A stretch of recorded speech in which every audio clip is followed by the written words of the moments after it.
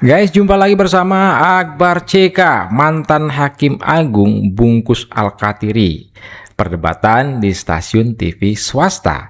Al-Kathiri salah merasa paling benar, ngotot, ngeyel, tapi faktanya kalah terus. Sampai-sampai mantan Hakim Agung ini berkata, meneliti ijazah Pak Jokowi tanpa izin itu bisa dipidana. Yuk, kita saksikan videonya berikut ini. Penggunaan pasal 32 dan 35 dalam kasus ini. Boleh, silakan. Baik, terima kasih Pak. Jadi saya menanggapi beberapa delik atau unsur pasal 32 dan 35 Undang-Undang Nomor 1 ya tahun 2024 tentang informasi teknologi ITE. Oh, saya mau juga bertanya nih. Ya, kalau melihat di sana di dalam pasal 32 ayat 1, 2, 3 itu ya. Di sana ada satu larangan terhadap pengubahan, pemindahan, manipulasi data ya. Seperti tadi yang dikatakan oleh Bang Rifai itu ada perubahan wajah segala macamnya lah ya. Ya. Nah, itu kalau yang bersangkutan tanpa hak, tanpa meminta izin daripada barang siapa yang disalahgunakan tadi, nah di sini dia dapat ancaman pidana, ya. Nah kemudian di pasal 35-nya, di sana juga ada yang menarik di sana dengan sengaja tanpa wewenang. Dia kan tidak berwenang dalam hal ini. Legal standingnya apa? Yes. Apa legal standing hak Roy? Kalau dikatakan, oh ini urusan publik, Kepentingan umum. kepentingan umum. Lah, Pak Jokowi kan, ini saya bukan mau membela satu pihak ya di sini, tapi dalam hal ini, kalaulah itu dilontarkan pada saat beliau masih presiden, tepat, pejabat publik. Tapi dia sekarang sudah menjadi warga negara biasa. Nah, jadi akhirnya itu menjadi hak privasi seseorang yang rahasia itu tidak boleh disebarluaskan ke publik.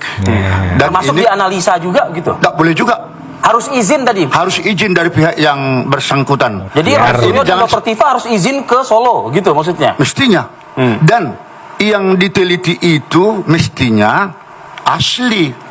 Pernah enggak mereka meneliti asli daripada ijazah Pak Jokowi? Nggak pernah. Ini tidak pernah. Nah, disinilah yang terjadi istilah pencemaran kah dan fitnah kah? Apalagi nanti di dalam persidangan ada pembuktian terbalik, katakanlah dulu pembuktian terbalik kepada kedua terdakwa ini ya. Lapor juga terbalik, buktikan artinya. Enggak, ini pasalnya juga buktikan menurut pasal artinya. 4. Dengar dulu, jangan dipotong dulu. Menurut pasal 434 Kitab Undang-Undang Hukum Acara Pidana Nasional itu harus mampu dia membuktikan apa yang dituduhkan tadi. Kalau dia tidak mampu membuktikannya, apalagi tidak sesuai menurut pengetahuan yang dia miliki, di sini justru diancam pidana 3 tahun. Jadi yang berat-berat di sini saya lihat di sini adalah Undang-Undang ITE. Yang pasal 32 ayat 1, 2 dan 3 itu antara 8 tahun ya. 8 tahun. Antara 8 tahun ke 10 tahun. Sedangkan pasal 35 itu ancaman pidananya itu antara 12 tahun. 8 Nah, tambah 12. jadi kalau ada kesan 20 tahun. tadi atau istilah katanya mau si Dr. Tifa ya melakukan prapit. Ya. Yang kedua. Ya, yang kedua. Padahal sudah berjalan pokok perkara. Itu Iya, sudah sedang berjalan pokok perkaranya kan selama ini. artinya boleh atau tidak? Dr. Tifa ternyata dia mau melakukan prapit untuk Yang kedua, mengevaluasi penerapan Undang-Undang ITE. Keberatan dengan Undang-Undang ITE. Inilah yang mau saya jelaskan ya. Dengan berlakunya atau dikeluarkannya tanggal 18 Agustus 2026 Surat Edaran Mahkamah Agung nomor 3. SEMA. Ya, Surat Edaran Mahkamah Agung SEMA nomor 3 tahun 2026 ini jadi mengunci semua ya prapit yang sedang berlangsung terhadap pokok perkara yang sudah masuk sebelumnya di pengadilan, terkecuali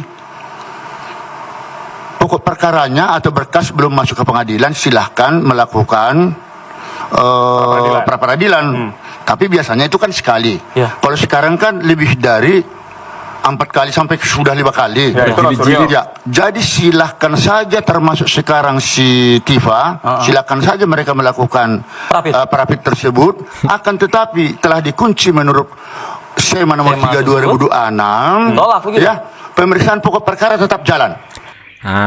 Mau parapit berjilid-jilid seperti sinetron tersanjung, pokok perkara itu tetap berjalan. Modiar. Dan hasil parapit nanti itu tetap diputuskan secara berbarengan, tapi itu putusannya tidak dapat diterima. Niat on van kilis perkeral. Jadi bukan ditolak. Kalau ada kemarin hakim mengatakan ditolak, itu sebanyak mungkin Tidak tepat. wartawan kali yang menulisnya itu. Tapi itu mestinya Tapi tidak dapat tidak diterima. diterima. Tidak diterima. Nah begitu. Jadi silahkan saja sampai mau berapa kali, 5 kali, 6 Tapi kali. sidang pokok perkara jalan terus. Sidang pokok perkara sudah jalan, makanya sekarang statusnya Roy sudah jadi terdakwa. Dan akan sidang kan dalam waktu dekat ini. Oke. Baik. Nah jadi gak ada masalah. Tanggapan Anda, Bang Silakan. Alkatiri? Begini, saya lihat fakta di lapangan, ya kan? Roy Suryo pertama kali dia mengajukan parapit itu sudah ada nomor pokok perkara. Iya waktu itu belum ada keluar Sudah SEMA. ada nomor 300, sudah masuk. Tapi belum masuk SEMA. Ada pelimpahan, memang begitu. Nah. Pelimpahan sudah dilakukan dan faktanya ada yang dimenangkan.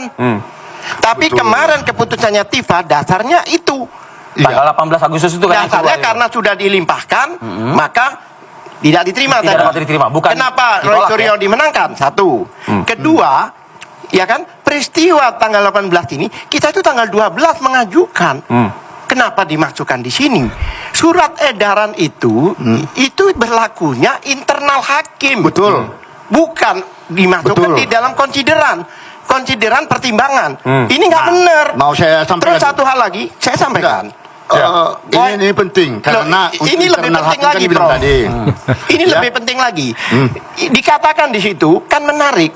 Ini Mahkamah Agung yang menjaga marwah daripada undang-undang, marwah hukum, supremasi hukum, bisa mengatakan silahkan sidang, tapi Anda tidak akan menang. Iya, Masa iya. statement Narasi mengarah seperti- sana, iya. Lah, katakan aja tidak boleh, selesai. Kenapa menyuruh sidang Masuk angin, tapi tidak Alkatiri. akan menang? Nah itu Tidak dapat diterima menghargai tadi, hak. gitu maksudnya. Tidak, kan? artinya di Itu situ menghargai dinyatakan, diterima, hak seseorang. diproses, disidangkan, Tapi tapi akhirnya- tidak dimenangkan. Ah, iya. Masa ini Mahkamah Agung selevel itu bikin Oke. pernyataan Nah, seperti itu itu? kan Dan menurut- Silakan, tidak Prof. mempunyai Silakan, Prof. dasar sebenarnya Ya, Mahkamah itu Agung kan untuk menurut membuat norma. pendapat Bapak ya. Tetapi yang jelas tujuan diterbitkannya SEMA. Surat Edaran Mahkamah Agung 3 tahun 2026 itu satu.